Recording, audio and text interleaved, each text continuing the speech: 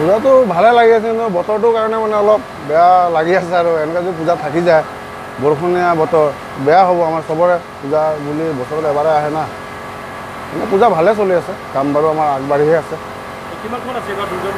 দুৰ্গা মূৰ্তি 18খন।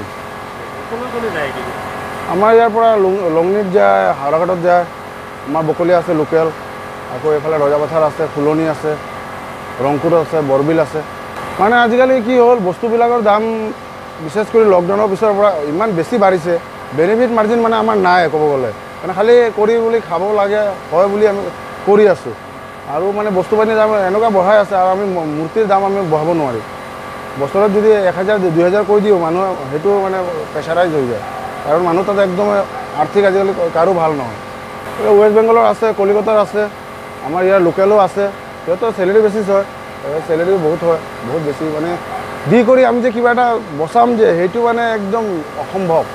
তোমালোকে প্ৰতি বছৰে চৰকাৰক এটা আহ্বান জনাই আহিছা যে এই যি মৃন্ময় শিল্পী তেওঁলোকক কিবা এটা দিব লাগে চৰকাৰে, চৰকাৰে গুৰুত্ব দিয়া নাই, তোমালোকে কি ক'বা? চৰকাৰকতো আমাৰ সদায় বছৰে এইটো আবেদন থাকে, আৰু আবেদনটো চৰকাৰেও নুশুনে ক'ব পাৰি আমিও, কাৰণ এই মাজত এটা লোন আহিছে, কৈছে মৃন্ময় শিল্পীবিলাকৰ, সেইটো লোনটো এপ্লাই কৰিলোঁ, কিন্তু এপ্লাই কৰাৰ পিছতো এইটো মানে একো আৰু ইম্পৰ্টেঞ্চ নাই, মানে বস্তুটো মানে মিউট হৈ গ'ল একদম। এতিয়া আমিতো কোনো চৰকাৰৰ ফালৰ পৰা একোৱে সহায় পোৱা নাই, এতিয়ালৈকে পোৱা নাই। যিহেতু আমাৰ কাৰখানাখন 30 বছৰ ধৰি ইয়াতে আছে, বকলীয়া কাৰ্বি আংলঙত, কিন্তু আমি এতিয়ালৈকে কোনো চৰকাৰৰ পৰা পোৱা নাই। চৰকাৰে কিবা এটা অনুদান, কিবা এটা হেল্প কৰিলে আমাৰো সুবিধা হয়। মানে বিশেষ কৰি আমাৰতো ছিজনেবল বিজনেছ হয়, তো ছিজনেবল বিজনেছ কৰি 2 মাহ কাম কৰি 10 মাহ বহি খাবলগীয়া হৈ যায় আমাৰ। কিন্তু চৰকাৰে যদি কিবা এটা আমাক অপৰচুনিটি দিয়ে, তেতিয়া আমাৰো সুবিধা হয়।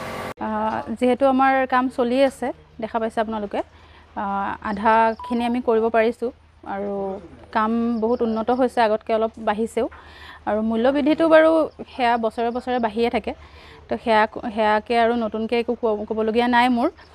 কিন্তু মানে কামত আমাৰ মানে এই বৰষুণ দিয়াত মানে অকণ পিছুৱাই পৰিছোঁ, আৰু পিছত আৰু মানে প্ৰথমত যিখিনি বনোৱা হৈছিলে সেইখিনিলৈ আমি কৰি আছোঁ, আৰু এতিয়া নতুনকৈ আকৌ বনোৱা হৈছে, সেয়া এতিয়া লাহে ধীৰে কৰিমগৈ। কিমানখনমান আছে এইবাৰ দুৰ্গা?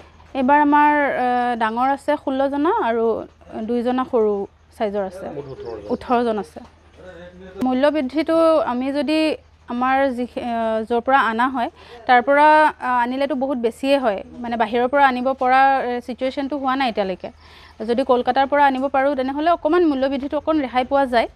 তো এইবাৰ আমাৰ হয়তো অকণমান আনিছে চাগে, তো অলপ ৰেহাই পাইছোঁ, কিন্তু মানে এনেতো যদি ইয়াৰ পৰা আমাৰ ওচৰ পাজৰ পৰা অনা হয়, তেনেহ'লে কিন্তু বহুত বেছি মূল্যবৃদ্ধি হয়, আৰু দিনক দিনেতো কামৰ হেৰিবোৰ আমাৰ বাঢ়ি আছে, আৰু কামখিনিও আমি উন্নত কৰিবলৈ চেষ্টা কৰিছোঁ।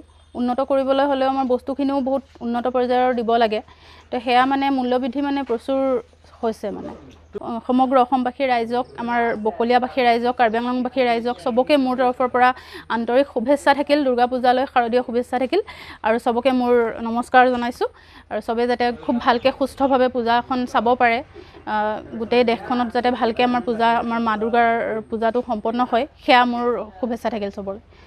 ধন্যবাদ।